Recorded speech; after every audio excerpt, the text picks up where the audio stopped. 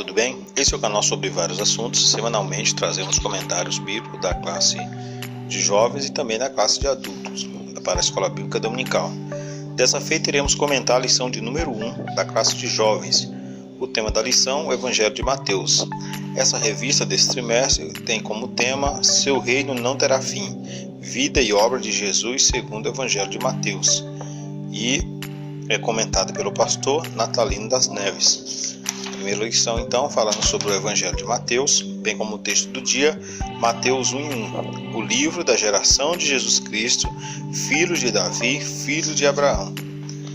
Essa lição, ela está dividida, primeiro, questões introdutórias, que vai falar sobre a autoria e data, de acordo com os historiadores, Mateus foi escrito entre 60 e 85 depois de Cristo.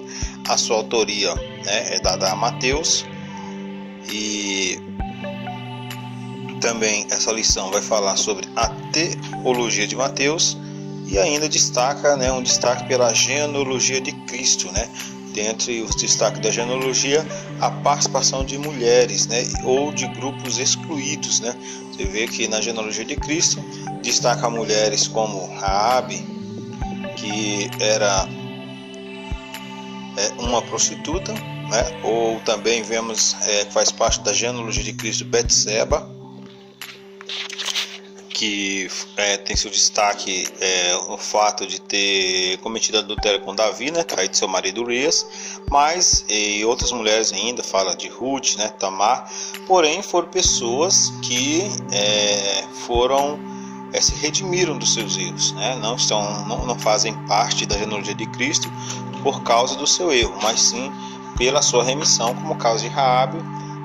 Foi ali que protegeu os espias, e acreditou ali que eles estavam a serviço de um Deus verdadeiro. Por isso teve seu livramento e, mais que isso, agora seu nome fazendo parte da genealogia de Cristo, E fala a respeito da proclamação da chegada do reino dos céus, Então esses são os destaques do livro da primeira lição, que destaca o livro de Mateus, E nós queríamos tratar também, como auxílio bíblico, falar a respeito do período interbíblico, que foram aqueles pouco mais de 400 anos após o Velho Testamento e antes do Novo Testamento. Esse período é importante, nós destacamos nessa lição, até para entendermos o início ali de Mateus. A expressão 400 anos de silêncio frequentemente é empregada para descrever o período entre os últimos eventos do Antigo Testamento e o começo dos acontecimentos do Novo Testamento. Não é correta nem apropriada, embora nenhum profeta inspirado estivesse erguido em Israel durante aquele período e do Antigo Testamento já estivesse completo aos olhos judeus. Certos acontecimentos ocorreram que deram ao judaísmo posterior sua ideologia própria e providencialmente prepararam o caminho para a vinda de Cristo e a proclamação do seu reino. Ao lermos livros do Antigo Testamento, Malaquias, iniciarmos a leitura do primeiro livro do Novo Testamento, Mateus, não imaginamos que entre esses dois livros há um período muito importante a ser estudado, porém pouco conhecido e ensinado nas igrejas. O período de 400 anos marcado pelo silêncio da era profética e por essa razão apelidado de período negro. Esse mesmo período merece total atenção, pois se quisermos compreender melhor o Novo Testamento e as mudanças que ocorrem no mundo entre os anos 397 a 6 a.C., temos que nos voltar a ele e observar os fatos e acontecimentos ali presentes, além de suas contribuições para o desenvolvimento do cristianismo. Chamamos esse período de período interbíblico ou intertestamentário. A sua definição significa entre testamentos, O período intertestamentário ou interbíblico, para a melhor compreensão, trata-se de um período que se estendeu por 400 anos entre os livros de Malaquias e o Evangelho de Mateus. Durante esse período, a promessa do Messias já havia sido profetizada, porém não concretizada. Agora temos todos experimentando o silêncio de Deus. Não há ninguém inspirado pelo Senhor que fala em seu nome. Ao observarmos o mundo nesse período, podemos notar transformações significativas quanto às civilizações que se levantaram para exercer o seu domínio, sem falar ainda na vida do povo de Deus, os judeus, que aguardavam o advento do Messias com o propósito de restaurar Israel, que viveram sob o domínio da Pérsia, Grécia e Roma. Vale destacar também que nesse período tem os livros apócrifos, que são livros com certeza não inspirados por Deus, né? Mas não são inspirados por Deus, mas foi livros de cunho humano, né? Visando cumprir a escassez da revelação divina, com o propósito de consolar o povo e manter a unidade entre eles diante da dispersação desde Nabucodonosor. Foi no decorrer do período testamentário que a literatura apócrifa surgiu. Esses livros foram incluídos no canon da Septuaginta e Vulgata Católica Romana e consistem em que hoje chamamos de apócrifo, que significa livros ocultos, escondidos, não reconhecidos pelos cristãos como sendo inspirado ou legítimo por Deus. Temos ainda uma adição aos apócrifos, os escritos judaicos extrabíblicos, escritos sob um suposto nome e conhecidos como pseudopígrafos. Eram obras escritas com nomes de líderes do passado, Enoque, Baruque, Esdras, etc. A lista dos apócrifos do Antigo Testamento pode-se dividir o apócrifo em 3 grupos. Primeiro, os livros históricos, são os livros de Jubileus, Vida de Adão e Eva, Ascensão de Isaías, Terceiro Esdras, Terceiro Macabeus, o Testamento de Moisés, Eudade e Medade e a história de João Hircano. Os didáticos são Testamentos dos Patriarcas, Salmos de Salomão, Ode de Salomão, Oração de Manassés e Quarto Macabeus. E os apocalípticos, Livro de Enoque, Ascensão de Moisés, Quarto Esdras, Apocalipse de Baruque, Apocalipse de Elias, Apocalipse de Ezequiel e Oráculos de Sibilinos. Desenvolvimento político. Como se desenvolveu politicamente nesse período entre os testamentos. Primeiro, a supremacia persa. Cerca de um século depois da época de Neemias, o período persa exerceu controle sobre a Judéia. O período foi relativamente tranquilo, pois os persas permitiam aos judeus o livre exercício de suas instituições religiosas. A Judéia era dirigida pelo sumo sacerdote, que prestava conta ao governo persa, fato que ao mesmo tempo permitiu que os judeus uma boa medida de autonomia e rebaixou o sacerdócio a uma função política. Inveja, intriga e até mesmo assassinatos tiveram seu papel nas disputas pela honra de ocupar o sumo sacerdote. Joanã, filho de Joiada, isso em Neemias 12, 22, é conhecido por ter assassinado o próprio irmão Josué no recinto do templo.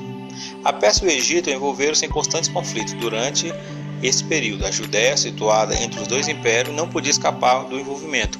Durante o reino de Artaxerxes III, muitos judeus engajaram-se numa rebelião contra a Pérsia. Foram deportados para a Babilônia e para as margens do Mar Cáspio.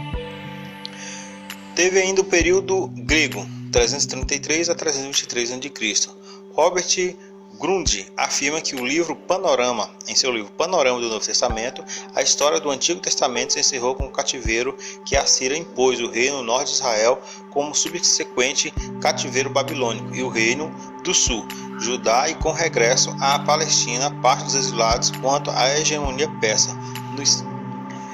Os 4 séculos entre o final da história e o Antigo Testamento e os primórdios da história do Novo Testamento compreendem o período intertestamentário, ocasionalmente chamado os 400 anos de silêncio, devido ao hiato de registros bíblicos e ao silêncio da voz profética. Teve também Alexandre o Grande. Em seguida, a derrota dos exércitos persas, a Ásia Menor, 333 a.C., Alexandre marchou para a Síria e Palestina. Depois da ferrenha resistência, Tiro foi conquistada e Alexandre deslocou-se para o sul em direção ao Egito.